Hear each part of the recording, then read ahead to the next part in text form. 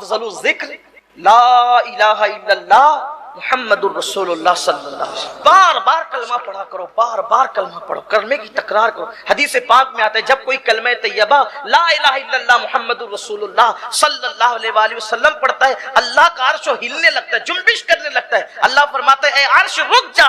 عرش کہتا ہے کیسے رکوں، وہ کلمہ پڑھ رہا ہے، جب تک اسے بخشا نہیں جائے گا میں کیسے رک سکتا ہوں. ارشاد ہوتا ہے تو بعد میں ہلنا شروع ہوا، ہم نے تو اس سے پہلے اس کی مغفرت فرما دی. کلمہ بار بار پڑھو، اور ہو سکے تو روزانہ 100 مرتبہ پڑھنے کی عادت ڈالو، اور اس طرح پڑھو لا الہ الا اللہ محمد الرسول اللہ صلی اللہ علیہ وآلہ وسلم. کلمہ بھی ہو جائے گا، درود شریف بھی ہو جائے گا. عادت ڈالو کلمے کی. صحابہ کرام ایک دوسرے کو کہتے تھے کہ چلو اپنے ایمان کی تجدید کریں گے، ایمان کی پالش کریں گے، ایمان کو نیا کریں گے، اس کی پالش کریں گے. کیسے کریں گے؟ بیٹھ کر کے لا الہ الا اللہ پڑھنے لگتے تھے کہ اس سے ایمان تازہ ہوتا ہے. میرے آقا علیہ السلام نے فرمایا جیسے کپڑا میلا ہو جاتا ہے، پرانا ہو جاتا ہے، ویسے تمہارا دل بھی میلا ہو جاتا ہے. تو صحابہ نے پوچھا جب کپڑے میلے ہوتے ہیں تو دھلنے کا طریقہ ہے، دل میلا ہو تو کیسے دھلیں؟ آقا نے فرمایا اللہ کا ذکر کرو، اس سے دل کے زنگ کو دھل دیا جاتا ہے، گناہوں کے زنگ کو دھل دیا جاتا ہے، دل پاک و صاف ہو جاتا ہے، دل چمک جاتا ہے. اللہ کا ذکر بہت کرو. اور ذکر میں کچھ اذکار ایسے ہیں جو احادیث میں آئے ہیں، جیسے لا الہ الا اللہ محمد الرسول اللہ صلی اللہ علیہ وآلہ وسلم. اسی طرح ایک ذکر ایسا ہے کبھی مت چھوڑنا، کتنی بھی مصروفیت ہو کبھی مت چھوڑنا، کبھی مت چھوڑنا. مولا کائنات کہتے ہیں کہ جنگ صفین میں مجھے اتنی مصروفیت تھی، بہت بھاگ دوڑ تھی جنگ صفین کے موقع پہ. اس دن بھی میں نے اس ہما ہمی میں بھی یہ ذکر نہیں چھوڑا. وہ ذکر ہے 33 مرتبہ سبحان اللہ، 33 مرتبہ الحمدللہ، 34 مرتبہ اللہ اکبر. اس کو کہتے ہیں تسبیح فاطمہ. اس کے بارے میں روایت میں آتا ہے کہ جو اس ذکر کو پڑھتا ہے دنیا میں اس کے کوئی کام میں اس کو ناکامی نہیں ہوگی. ادھر مرے گا ایک قدم اس کا دنیا سے اٹھے گا، ادھر مرے گا ادھر دخول جنت کی سعادت نصیب ہو جائے گی.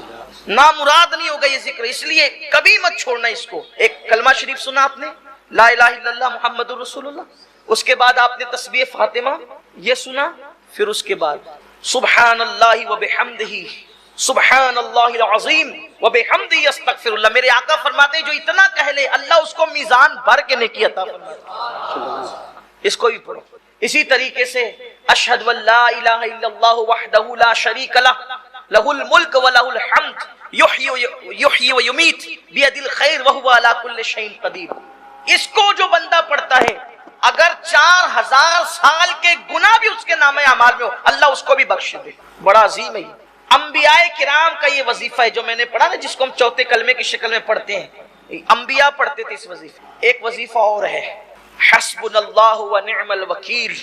اسے حضور علیہ السلام مشکل مقام پر پڑھ. یہ دو وظیفے، ایک تو لا حول ولا قوت الا باللہ العلی العظیم، اور ایک تو حسبنا اللہ ونعم الوکیل. اس کو حضور علیہ السلام مشکل مقامات پر پڑھتے تھے. فرمایا جو حسبنا اللہ ونعم الوکیل پڑھے گا، اللہ فرماتا ہے چونکہ تو نے مجھے اپنا کارساز بنایا اب تیرا کوئی کام بگڑنے نہیں دوں گا. اس لیے اس کو پڑھا کریں. بڑے وظائف ہیں اور بہت زیادہ دیے جائیں تو کہیں ایسا نہ ہو کہ آپ مشکلیں پڑ جائیں.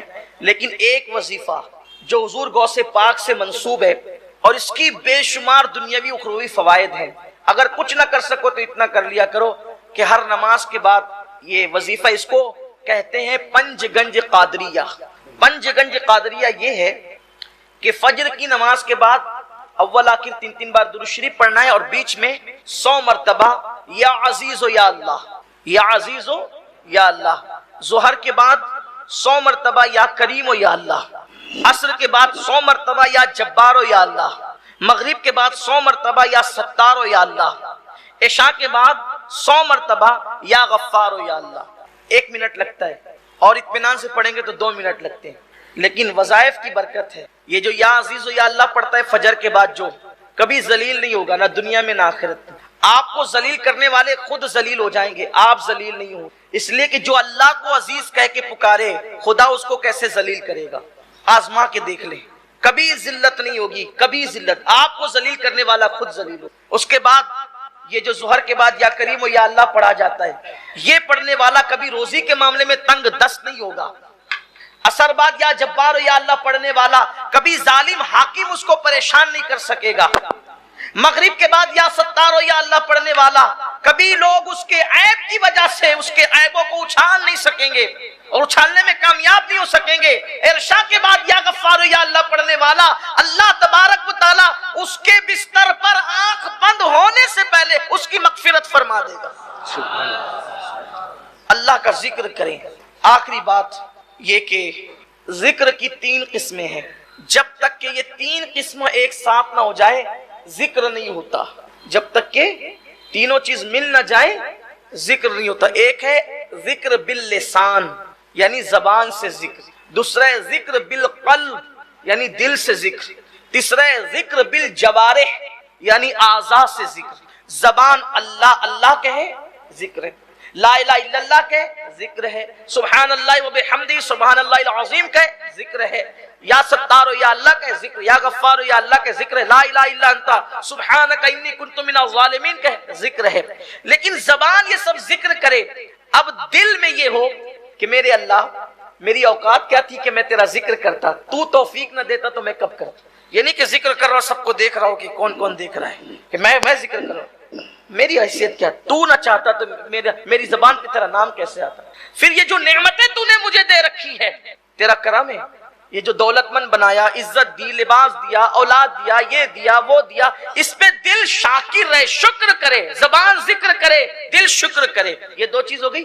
और जिक्र बिल जवारे यानी अपने जिस्म से अपने आज़ा से अल्लाह की नाफरमानी ना होने पाए। जब ये तीनों एक साथ हो जाते हैं कि आज़ा गुनाह से बचे, दिल शुक्र करे, जबान जिक्र करे, तो इसको कहते हैं जाकिर, यानी ये है जिक्र करने वाला। तो ये जमीन पर खुदा का जिक्र करता है, आसमान की बुलंदियों पे खुदा उसका जिक्र करता है, शर्क गर्ग में फिर उसके चर्चे होने लगते हैं।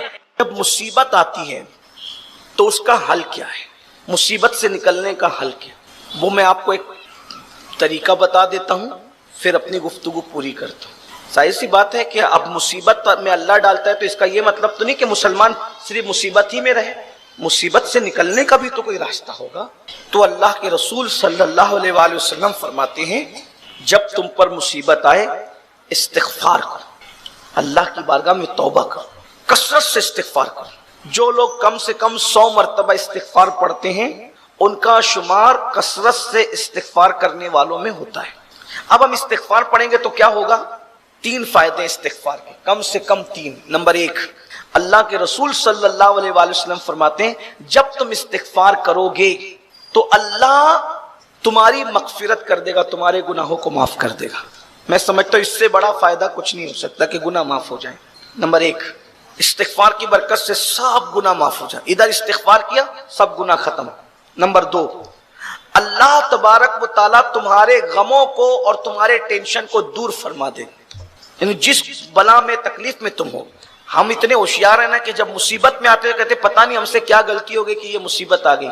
मेरे भाई क्या नहीं किया वो तो पूछो, इतने पारसा ना बनो कि हमसे क्या गलती होगी। रोज तो गलती कर रहे हो, करोड़ों गलती कर रहे हो, फिर सोचते पता नहीं क्या गलती होगी। यही तो शैतान का वार है कि सब करने के बाद भी शैतान ने हमें बता रखा है कि हम बहुत मासूम हैं। मासूम तो अंबिया है मेरे भाई, फरिश्ते हैं। मासूमों ने ऐसी बात नहीं की। जो मासूम है वो कहते हैं ला इलाहा इल्ला अंता सुब्हानका इन्नी कुन्तु मिनज़ ज़ालिमीन। उन पे मुसीबत आती है तो वो कहते हैं इन्नी कुन्तु मिनज़ ज़ालिमीन। जो मासूम है वो कहते हैं रब्बना ज़लमना अनफुसना व इल्लम तग़फिर लना व तरहमना लनकुनन्ना मिनल खासिरीन। जो मासूम है वो कहते हैं रब्बना ज़लमना। बताइए, और हम लोग सारी गुनाह करके, बुराइयां करके, पाप करके कहते हैं पता नहीं हमसे क्या गलती हो गई। छोड़ो मेरे भाई, क्या नहीं हुआ ये देखो, इस्तिग़फ़ार करो। पहली चीज सब गुनाह माफ होंगे। दूसरी चीज सारे गम, परेशानियां, तकलीफें सब अल्लाह दूर कर देगा इस्तिग़फ़ार की बरकत से। और तीसरी चीज अल्लाह के रसूल फरमाते हैं ऐसी जगह से अल्लाह तुम्हें रोजी देगा जिसका तुम्हारा तसव्वुर भी नहीं होगा, गुमान भी नहीं होगा। इस्तिग़फ़ार को लाजिम पकड़ो, कसरत से इस्तिग़फ़ार करो। और जो कम, अल्लाह के रसूल सल्लल्लाहु अलैहि वसल्लम खुद फरमाते हैं कि एक दिन में 100 मरतबा इस्तिग़फ़ार मैं खुद करता हूं, वो सैयदुल मासूमीन। तो 100 बार इस्तिग़फ़ार को लाजिम पकड़ो। अस्तग़फ़िरुल्लाह अस्तग़फ़िरुल्लाह अस्तग़फ़िरुल्लाह अस्तग़फ़िरुल्लाह 100 बार पढ़ते रहो।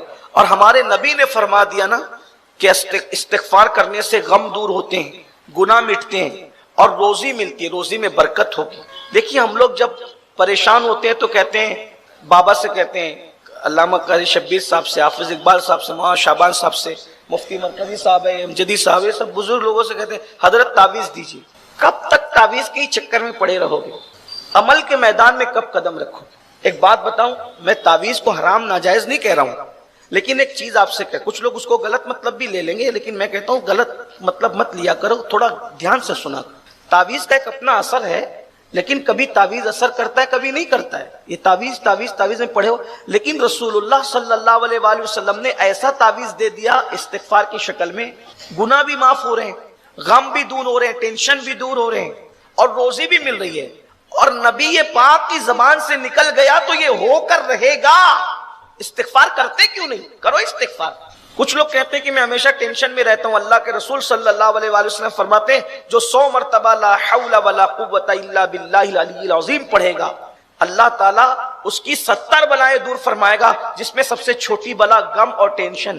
اگر کسی کو کوئی ڈپریشن کا شکار ہو جائے، ڈپریشن سے نکالنا ہے، اس کو بولو لاہور پڑھ کے دیکھ۔ لاہور پڑھنے سے جب شیطان بھاگ جاتا ہے تو کون سی مصیبت نہیں بھاگ سکتی، مگر ہم کرنا نہیں چاہتے۔ ہم واٹس ایپ کے لیے گھنٹوں دے سکتے ہیں، تلاوت قرآن کے لیے وقت نہیں نکالنا چاہتے۔ ہم گناہ کر سکتے ہیں، استغفار نہیں کر سکتے، پھر تو بلائی آئی، مصیبت ہے۔ قرآن کہتا ہے پھر وما اصابکم من مصیبت فبما کسبت ایدیکم، کہ تم پر جو مصیبت آتی ہے تمہارے اعمال کی وجہ سے۔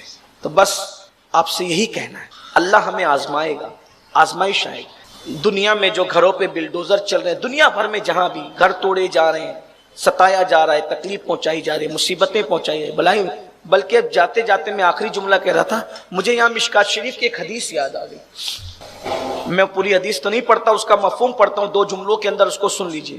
اللہ کے رسول صلی اللہ علیہ وآلہ وسلم فرماتے ہیں کہ اللہ تعالی حدیث قدسی میں فرماتا ہے، مشکات شریف کی حدیث کا مفہوم، اللہ تعالی حدیث قدسی میں ارشاد فرماتا ہے کہ میں ہی اللہ ہوں، اور کہتا ہے کہ میرے سوا کوئی معبود نہیں۔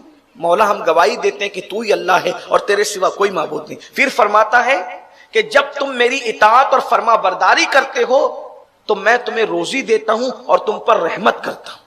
جب فرما برداری کرتے ہو اور اطاعت کرتے ہو، میں تم سے پیار کرتا ہوں، محبت کرتا ہوں، روزی دیتا ہوں، اور جب تم میری نافرمانی کرتے ہو اور گناہ کرتے ہو پھر میں تم سے ناراض ہو جاتا ہوں۔ اللہ فرما رہا ہے جب تم میری نافرمانی کرتے ہو، گناہ کرتے ہو تو میں تم سے ناراض ہو جاتا ہوں، اور پھر کہتا ہے جب میں تم سے ناراض ہو جاتا ہوں پھر تم مجھے نہیں مناتے نا۔ اب ناراض ہوئے تو منانا چاہیے نا اللہ کو، پھر تم مجھے نہیں مناتے، بے پرواہی کا اظہار کرتے ہو، تو میں تم سے ناراض ہوتا ہوں۔ پھر جب میں تم سے ناراض ہو جاتا ہوں تو میں تم پر ظالم حکمراں مسلط کرتا ہوں، ایسے لیڈر اور ایسے حکمران میں تم پر مسلط کرتا ہوں جو ظالم ہیں، اور ظالم حکمراں تم پر مسلط کر کے ان کے دل میں تمہارے لیے نفرت اور دشمنی پیدا کرتا ہوں، اور جو تمہیں ستاتے ہیں، تکلیف پہنچاتے ہیں، تمہارے لیے مصیبتوں کا ذریعہ بنتے ہیں۔ پھر اللہ فرماتا ہے کہ جب تم ان کے سامنے گڑ گڑاتے ہو، ان ظالم حکمرانوں کے سامنے ہاتھ جوڑتے ہو، گڑ گڑاتے ہو، اللہ فرماتا ہے ان کے سامنے گڑ گڑانے سے کام نہیں چلے گا۔ اگر ظالم حکمرانوں کے پنجے سے بچنا ہے، گڑ گڑانا ہے، تو میری بارگاہ میں گڑ گڑاؤ، اور توبہ کرنا ہے تو میری بارگاہ میں توبہ کرو۔ جب تم توبہ کرو گے، میری بارگاہ میں گڑ گڑاؤ گے، میں تمہارے حالات کو بدل دوں گا۔ اللہ کہہ رہا ہے 1450 سال پہلے یہ دستور دیا گیا، گناہ کرو گے تو تم پر ظالم حکمراں مسلط ہو جائیں گے، مشرق سے لے کے مغرب تک، شمال سے لے کے جنوب تک، عجم سے لے کے عرب تک، عرب سے لے کے عجم تک، پوری دنیا کے اندر آج جو تم پر ظالم حکمرانوں کو مسلط کر دیا گیا ہے، ذرا دیکھو تو وہ کون سا گناہ ہے جو ہم نہیں کرتے۔ سود کھایا جا رہا ہے، زنا کیا جا رہا ہے، فلمیں دیکھی جا رہی ہیں، عورتوں پر پاپ کی نظریں ہیں، بلا وجہ عورتوں کو طلاق دی جا رہی ہے، مارا جا رہا ہے، پیٹا جا رہا ہے، بھائیوں کے حقوق ادا نہیں کرتے، بہنوں کے حقوق ادا نہیں۔ کچھ لوگ تو اتنے شریف ہو گئے ہیں کہ صبح صبح اٹھتے ہیں تو کتوں کو روٹی ڈالنے کے لیے جاتے ہیں، اس کی ویڈیو بنا کے فیس بک پہ لگاتے ہیں، یہ جناب دیکھو یہ کتوں کو بھی روٹی کھلاتے ہیں، اور کتے کو روٹی کھلانے والے تیری ماں دوا کو ترس رہی ہے، کتوں کو روٹی بعد میں دینا، پہلے اپنی ماں کو دوا دے۔ بڑے پارسا بننے جا رہے ہو، یہ کیا چیز ہے؟ ہر سال حج بھی کر رہے ہیں، عمرہ بھی کر رہے ہیں، بہنوں کا حصہ نہیں دے رہے ہیں، بھائیوں کا حصہ دبا کے رکھا ہے۔ ہر سال حج عمرہ فرض نہیں ہے، جن کے حق باقی ہے ان کا حق دینا ضروری۔ بڑی بڑی داڑیاں ہیں، خوبصورت ٹوپیاں ہیں، حق دبا کر کے بیٹھے ہو، بھائیوں کا بھی بہنوں کا بھی۔ جب مانگنے کے لیے آتے ہیں تو لڑائی جھگڑا کر کے نئے نئے بات کرتے ہو، دادا گیری کرتے ہو۔ حدیث پاک میں تو یہاں تک آیا کہ کسی کی انگلی کے پورے کے برابر بھی زمین تم نے ہڑپ کی ہوگی تو نیچے نیچے نیچے تحت الثری تک کاٹ کے قیامت کے دن تمہاری گردن میں لٹکایا جائے گا، اور جب تک سب کا حساب نہیں ہو جائے گا وہ لٹکے رہے گی۔ مجھے تو لگتا ہے یا اللہ 50 روپے کا ہار پہن کر ہم 1 گھنٹہ تقریر نہیں کر سکتی، پوری زمین جو گلے میں جن کے لٹکا دی جائے گی 50,000 سال تک، ان کا کیا بنے گا؟ اور لوگ ایک انگلے کے پورے کے برابر زمین نہیں ہڑپ کیے، وہ تو پورے پلاٹ ہڑپ کر لے، کارخانے ہڑپ، سائزنگ ہڑپ کر لے، دینے کا نام ہی نہیں لیتے، بھائیوں کو بہنوں کو دینے کا نام ہی نہیں لیتے، چچا زاد بھائیوں کو نہیں دیتے، بھائیوں کو نہیں دیتے، پھپھیوں کو نہیں دیتے۔ یاد رکھو اللہ پاک فرما رہا ہے جب تم گناہ کرتے ہو تو میں تم پر ظالم حکمراں مسلط کرتا ہوں۔ ذرا اپنے اعمال دیکھ کر کے سوچو وہ کون سا گناہ ہے جو ہماری زندگی میں نہیں ہے؟ ماں باپ کو ستانے کا، پڑوسیوں کو ستانے کا، حق ہڑپ کر لے جانے کا، لیکن ہم بدلتے نہیں۔ تو بس یہی ہے، جب تک ہم نہیں بدلیں گے حالات نہیں بدلیں۔ یہ قوم چاہتی ہے حالات بدلیں، حالات اسی وقت بدلیں گے جب ہم بدلیں گے۔ ان اللہ لا یغیر ما بقوم حتی یغیر ما بانفسہم، اللہ پاک اس وقت تک کسی قوم کی حالت کو نہیں بدلتا جب تک کہ وہ قوم خود اپنی حالات کو نہ بدلے۔ آپ کو بتاؤں، غور کریں، اسم اعظم کم ظرفوں کو نہیں سکھایا جاتا، لیکن بہت جلدی سے گزرتا ہوں کس کو سکھایا جاتا۔ دیکھو، پہلی بات تو اگر سب کو اسم اعظم بتا دیا جائے تو لوگ اسی سے پیسے کمانے لگیں۔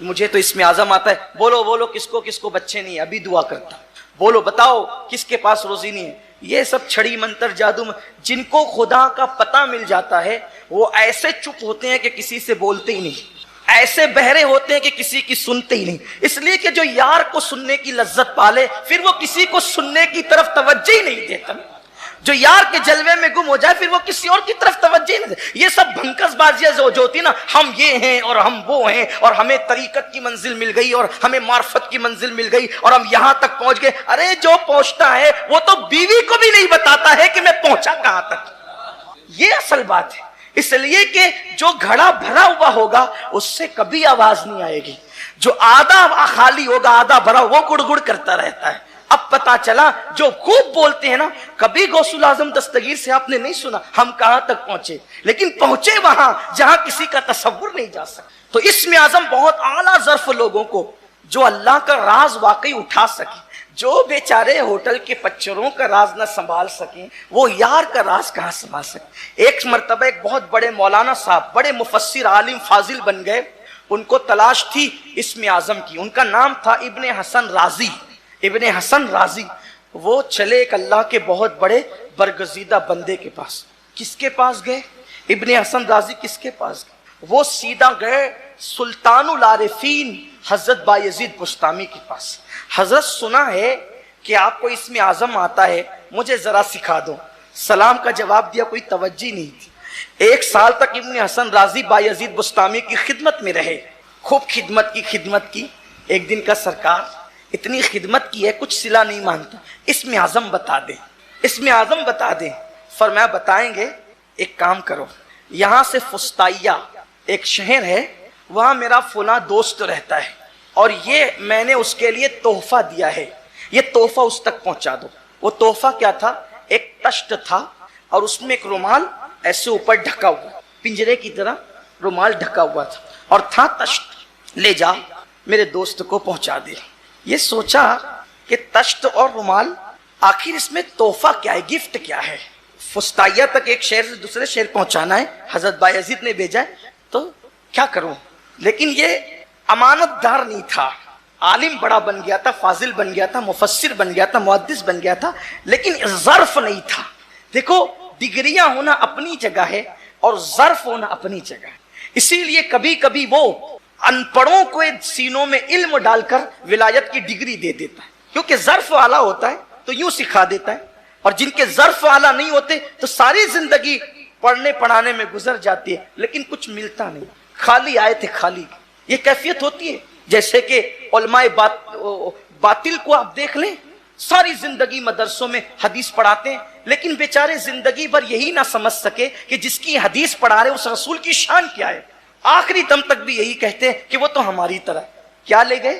کیا ملا زندگی بھر حدیث پڑھنے کا؟ جس حدیث والے کو سمجھائی نہیں، کیا ملا؟ یہ ہوتا ہے، سب زندگی پڑھنے میں گزار دی، حضور کی شان ہی نہ سمجھ سکے تو کیا ہے؟ کچھ نہیں آئے، اور بیچارہ کچھ پڑھتا ہی نہیں اور حضور کی شان ایسے ہی جانتا ہے جیسے اللہ تعالیٰ نے بیان فرمائی ہے۔ تو پھر وہ وہاں پہنچتا ہے جہاں وہ نہیں پہنچتا. تو ظرف والا ہونا چاہیے. تو ظرف والا نہیں تھا, پڑھا لکھا بہت تھا. سوچا کہ حضرت تو دیکھ نہیں رہے نا بایزید بستامی, ذرا چیک تو کروں کہ ہے کیا, ذرا چیک کروں ہے کیا. جیسی رومال اٹھایا, اندر چوہا تھا, نکل کے بھاگا. چوہا تھا, وہ نکل کے بھاگا. اب اس کی تو پول کھلی, کیونکہ اب وہاں لے جانا ہے تحفہ. تحفہ تو ہے ہی نہیں. اور اس کو غصہ بھی آیا, پلیٹ پھینکی, یہ کیا مذاق ہے میرے ساتھ, چوہا بھی کوئی تحفے میں بھیجتا ہے. واپس آگے کہا حضرت غضب ہو گیا. کہا کیا ہوا, اتنی جلدی پہنچا دیا تحفہ. کہا میں پلیٹ اور وہ سب پھینک کر آئے. کہا کیوں پھینکا. کہا رستے میں نے دیکھا, چیک کیا تو اس میں چوہا تھا. چوہا بھی تحفے میں بھیجا جاتا ہے. کہا تحفہ بھیجنا ہی نہیں تھا, تجھے چیک کرنا تھا, اس لیے کہ جو چوہے کا راز نہیں چھپا سکتا وہ قدرت کا راز کیا چھپا سکتا. اس کو میں اسم اعظم سکھاؤں, اسم اعظم اس کو سکھاؤں جو میرے راز کو نہیں چھپا سکتا, وہ اللہ کے راز کو. جا یہاں سے, تو اس کے قابل نہیں ہے. اور علم کتنا ہو جس کے پاس اسم اعظم ہو. ایک مرید کو پتا چلا کہ میرے پیر صاحب کے پاس اسم اعظم. دیکھو پہلی بات, یہ جو ولایت اور یہ چیزیں جو ہوتی نا, یہ مانگنے اور سیکھنے والی نہیں ہوتی. جب بندہ اس قابل ہوتا ہے تو قدرت اس کے سینے میں ایسے انڈیل دیتی. جو اس قدرت جانتی ہے کون کس قابل ہے, اس لیے وہ جو جس قابل ہوتا ہے اس کو عطا کر دے. تو مرید کو پتا چلا کہ میرے پیر کے پاس اسم اعظم ہے. آیا, سرکار اسم اعظم سکھا دیجیے. پیر صاحب نے کہا سکھا دیں گے بیٹا, سکھا دیں گے, لیکن ایک شرط ہے. کیا شرط ہے. کہا صبح سے لے کے شام تک جاؤ بازار میں بیٹھو, شام کو آنا, پھر دیکھیں گے کرنا کیا ہے. یہ گیا, صبح سے شام تک مارکیٹ میں بیٹھا. وہاں تو چیٹنگ بازیاں تھی. یہ اس کا چھین کے کھا رہا ہے, یہ جھوٹ بول رہا ہے, وہ دھوکہ دے رہا ہے, وہ فریب کر رہا ہے, وہ اس کو مار رہا ہے, وہ اس کو پیٹ رہا ہے. یہ بار بار اپنے ہاتھ پہ ہاتھ مارتا. پیر صاحب نے بہت غلط کیا, پیر صاحب نے بہت غلط کیا. اور اپنا کہتا اگر وہ مجھے اسم اعظم صبح کو سکھا دیتے, اس کو نپٹتا, اس کو نپٹتا, اس کو, یعنی یہی سب وہ سوچتا رہا. لیکن جب شام کا وقت قریب آیا تو اس کے صبر کا پیمانہ لبریز ہو گیا, اور اس نے پیر صاحب پر غصے میں وہ آیا کہ کیوں نہیں سکھایا. اس نے کون سا منظر دیکھا تھا. منظر یہ دیکھا تھا, ایک بڈھا 80 سال سے بھی زیادہ عمر کا, جس کا پورا وجود کانپتا تھا. اس نے کندھے پہ لکڑیوں کا گٹھا اٹھا رکھا ہے, اور کانپتے ہاتھوں سے وہ زمین پہ لکڑی کا گٹھا ڈالتا ہے. ایسے میں بادشاہ کے سپاہی آتے ہیں اور اس کو ایک چابک مارتے ہیں. او بڈھے, اٹھا, لکڑی اٹھا اور چل ہمارے گھر پہنچا. جی سرکار ابھی پہنچاتا ہوں. اس نے اٹھایا لکڑی اور کانپتے ہوئے کندھے پہ رکھا. سن, پیسے نہیں دیں گے. جی سرکار, جیسے آپ کی مرضی. اب یہ تو غصے میں لال پیلا, 80 سال سے زیادہ عمر کا ایسا بوڑھا جس کا پورا وجود کانپتا ہے.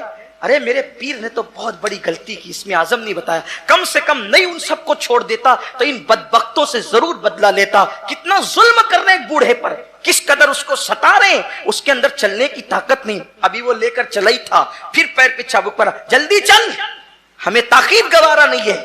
جی سرکار ابھی چلتا ہوں. وہ اپنی طاقت سے بڑھتا رہا.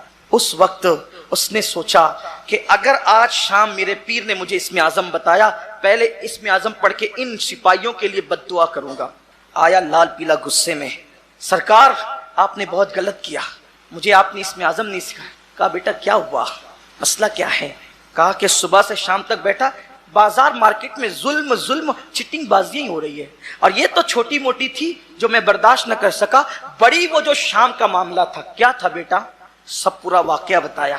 پیر صاحب ہنسنے لگے. حضرت 80 سال کے بوڑھے پہ ظلم بتاتا ہوں اور آپ ہنستے ہیں. فرمایا بیٹا وہ جو 80 سال کا بڈھا تھا نا, جو چابک کھائے جا رہا تھا, اسی نے مجھے اسم اعظم سکھایا ہے. اسم اعظم اسی نے مجھے سکھایا ہے, وہ قطب ہے اس دور کا. تو کہا حضرت جب اس کو چابک پڑھتے ہیں تو میں اتنی ہمدردی کرتا ہوں کہ اسم اعظم پڑھ کے ان سپاہیوں کے لیے بد دعا کر دوں, وہ خود کیوں ان کے لیے بد دعا نہیں کرتا اور جی سرکار کہتا ہے. تو تب پیر نے فرمایا بیٹا جب صبر کا یہ مادہ سینے میں پیدا ہوتا ہے تب اللہ تعالیٰ لوگوں کو اسم اعظم عطا فرماتا ہے. یعنی اپنی ذات کے لیے بدلہ لینے کا بالکل انسان کے دل و دماغ سے خیال ہی نکل جائے تب اللہ تعالیٰ اسم اعظم سکھاتا ہے. اب بتائیں کون ہے ایسا. حضور پر تیر برستے ہیں احد کی جنگ میں, چہرہ زخمی ہوتا ہے اور حضور ہاتھ اٹھا کے کہتے ہیں اللہم اہدی قومی فإنہ لا یعلمون, اے اللہ میری قوم کو ہدایت عطا فرما, یہ مجھے نہیں پہچان.